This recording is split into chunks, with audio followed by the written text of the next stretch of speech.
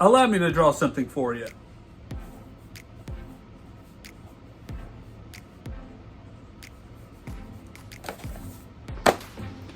Look familiar?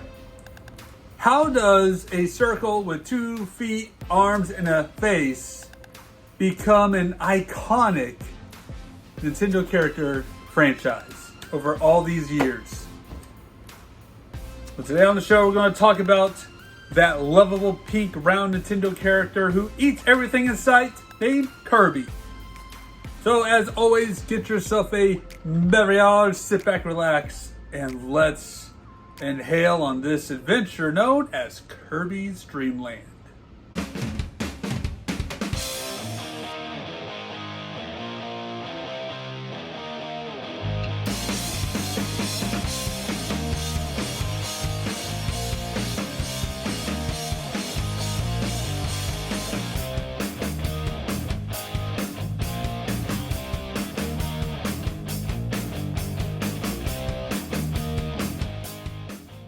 Recently, we compared 2 superheroes, Dashing Super Guy and Kirby from Nintendo. In some ways, Kirby lost big. No big hair, no big muscles, no weapons, nothing.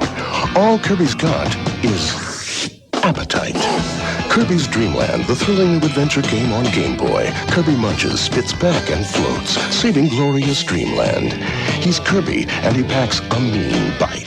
Kirby's Dream Land, only on Game Boy. Kirby's Dream Land, known in Japan Hoshi no Kirby, was created in 1992 by HAL Laboratories and published by Nintendo for the Game Boy. Yeah, that commercial you watched, I remember that very vividly growing up and seeing this character just inhale this guy, and I'm like, oh, this character sucks. Literally, it sucks everything in sight, is what this character does. And so the game takes you through 5 levels to retrieve the sparkling stars and food of Dreamland from King DDD. And we'll get into the story in just a moment, but the game was designed by Masahiro Sakurai. You know him as the one that makes Smash Brothers. Yeah, the guy that developed Super Smash Brothers is the guy that developed Kirby. That's right.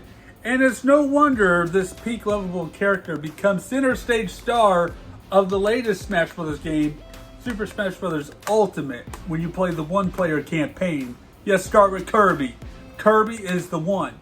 Kirby is the one when it comes to Sakurai's development for games.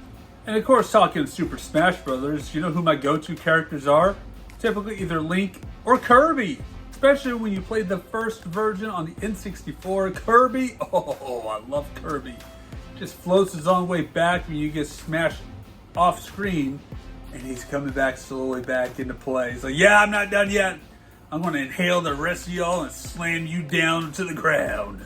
But lately, my go-to character for Super Smash Bros. Has been Wario because of one special move, he farts. Yeah, I know I'm 38 years old and I'm still a child at times. It's great fun. But for the story of Kirby's Dream Land, the first entry into the Kirby series, there's really not much going for it. The story-wise is really lacking in this department. So, I mean, it's set in the fictional country of Dreamland, located on a tiny star-shaped planet far, far away from Earth, named Planet Popstar in later games, of course. They are peaceful and carefree in using their magical sparkling stars to play and work among the heavens. However, one night, under the cover of darkness, the gluttonous King DDD decides to take his minions and take everybody's food and the stars, and everybody now can't play and work and make food. Yeah, this is the plot. King DDD, the gluttonous King DDD. When you see the character, I'll put a picture of him in the corner somewhere. Yeah, he's had a few meals himself. But I feel Kirby has had a few meals himself too. But Kirby is just Kirby. I mean, the guy ingests and inhales anything in sight. So with this whole plot, Dreamlanders are going hungry because they can't work or play, and all their food is taken away, along with the stars that help them work and play. Does that make any sense to you? Just wait till Castlevania 4. Just wait till I get to October and we get to the Curse of Castlevania once again. It gets better. Anywho, we're talking about Kirby today. Kirby, however, comes along and disrupts King Dedede's plans. He goes through 5 stages, sucks and inhales every bad guy you can see, and makes his way to defeating enemies and rescues all the food, sets free all the stars, and kicks King Dedede's royal booty. Yep, that's the plot of the game, pretty much. Plain simple, Kirby's had enough. He's sucking everything in sight, and Kirby is going to get the food back for all the people and also the stars.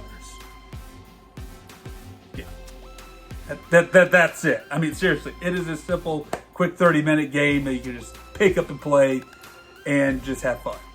But in retrieving the food at the end of the game, Kirby picks up the castle as a big old hot air balloon and dumps all the food all raining down on the people.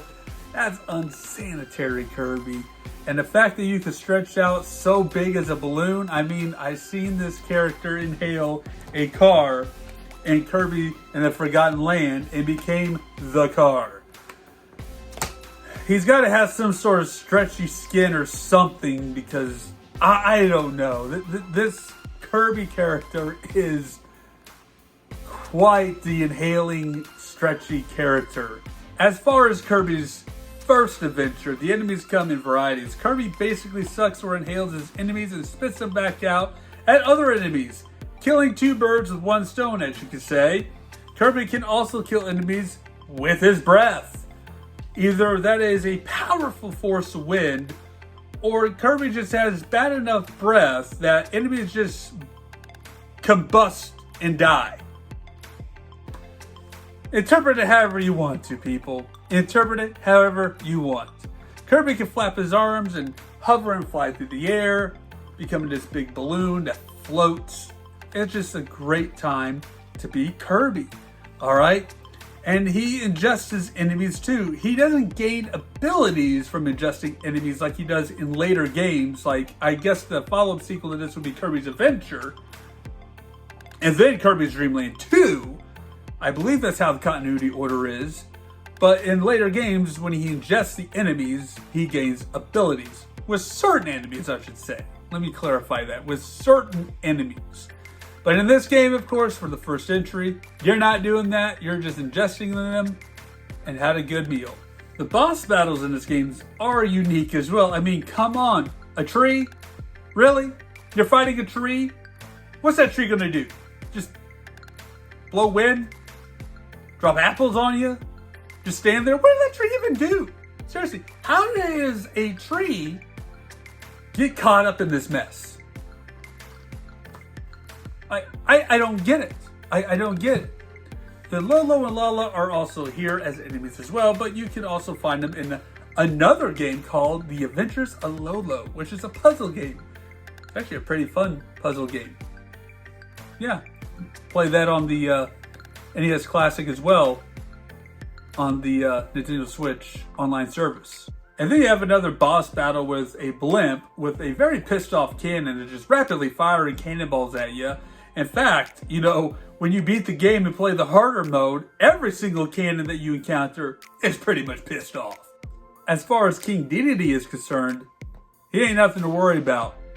He's just a klutz, a bozo, a doofus, if you want to label them. He's no Bowser, he's no Ganondorf or Dr. Eggman. He's just this overweight doofus that just trips, tries to hit you with a hammer, and tries to take notes for Bowser by doing a butt slam. Yeah, I mean, all you do is just, whenever stars appear, suck up the stars, spit it right back at King Dedede, rinse and repeat. You save Dreamland. He just pretty much gives up at this point. Goes flying out of his own castle. Is this the beginning of a series of reviews for the Kirby series? Perhaps. Perhaps we'll dive into Kirby's Adventure, Dreamland 2, Dreamland 3, and so forth down the line. Who knows where this will take us? But you can play Kirby's Dream Land on the Nintendo Switch online subscription service, and you can simply just beat this within 30 minutes if you just want to play something quick, simple, and easy. As Kirby's Dream Land is, it's a good time. So, with that being said, thank you guys so much for watching. Stay safe out there. Go inhale some food if you wish. Not people, but food. Stay safe out there and take care.